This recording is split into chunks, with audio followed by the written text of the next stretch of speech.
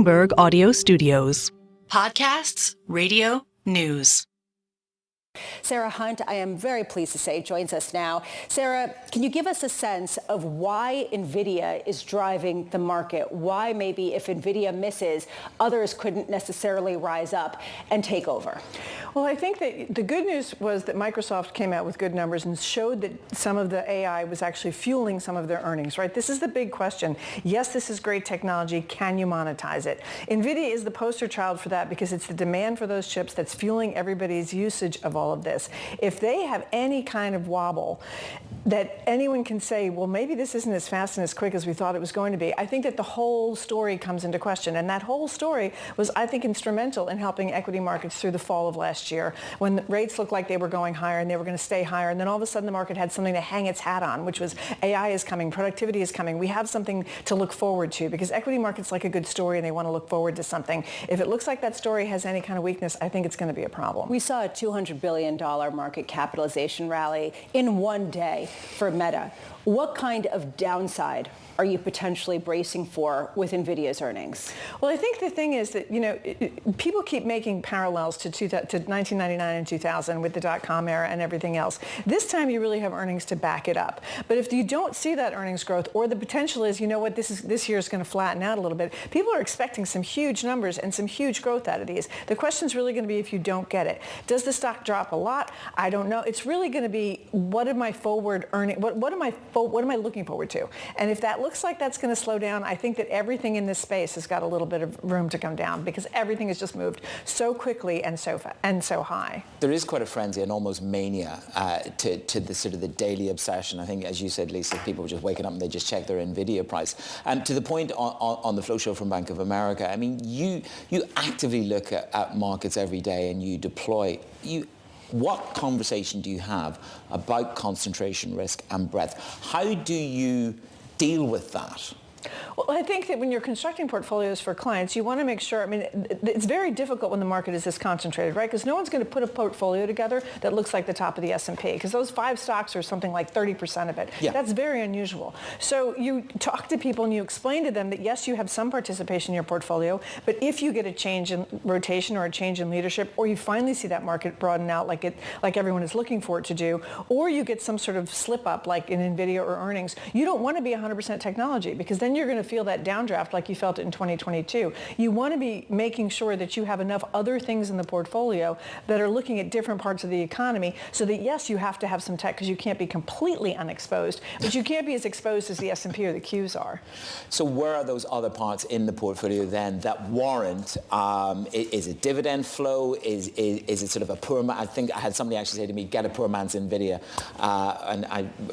That's a whole other story. But where are those other portions in the portfolio that you should be paying attention to? Consumer cyclicals, the consumer looks a little bit faltering at the moment. You've got oil, which is sort of range bound, but paying out big dividends. So where are the alternatives? Well, you've got places where you've got really good cash flow and really good growth. You've got some industrials where that's happening. I know that energy has been a back and forth discussion, but there's still a lot of cash flow that's going on there. There's a heck of a lot of buybacks in that, isn't there? So you got a lot of buybacks, you've got a lot of dividends there. We look at cash flows. Cash flows are very important. You look at some of the places in the industrial space like HVAC, right? So Carrier and Trane and the companies that are looking forward to a long period of growth because you're changing out how everyone is looking at their own HVAC systems. Everyone's looking for clean air, especially post the pandemic, right? So you've got places where there is going to be growth that are not just stuck to technology, but have a technology component, which is, cleaner air. All I can say is that I'm having HVAC issues right now, so this is going close to my heart right now. I'm curious, though, just to go to the broader economy and how you frame it out into an equity view, given the fact that we were just talking about some of the job cuts that we're seeing announced. How you view this, given that it's not showing up in some of the numbers that we're seeing in terms of unemployment? Well, it reminds me of the job cuts that we started to see, when Facebook finally said, what we've got to do, Meta, we've got to cut our forces, we have to stop spending, we have to do this.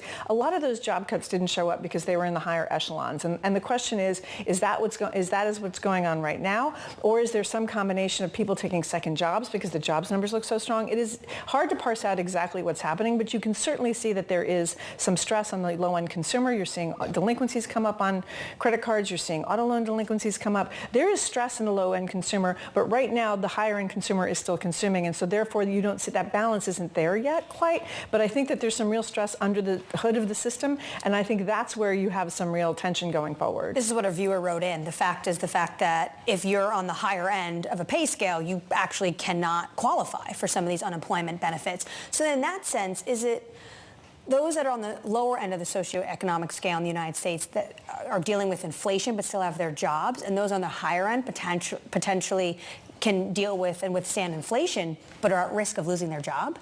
There's a near-term series of issues of having your job and being able to deal with inflation, because I talk to people all the time who are, who are not in the higher end, who are saying, look, it doesn't matter that inflation isn't going high as fast. The price levels are much higher than they used to be, and they're not coming down. So yes, you might still have your job, but that spending is going to be tricky as you start to move towards, we're really fully out of COVID savings. Whatever raise I got isn't covering the fact that I'm going to start substituting down. Look at Kraft Heinz. Look at some of the earnings in the space where people are going, I'm going to trade to cheaper ingredients because it's too expensive to keep doing what I'm doing. And yes, to the high end, people are still spending, but if they're out of a job long enough.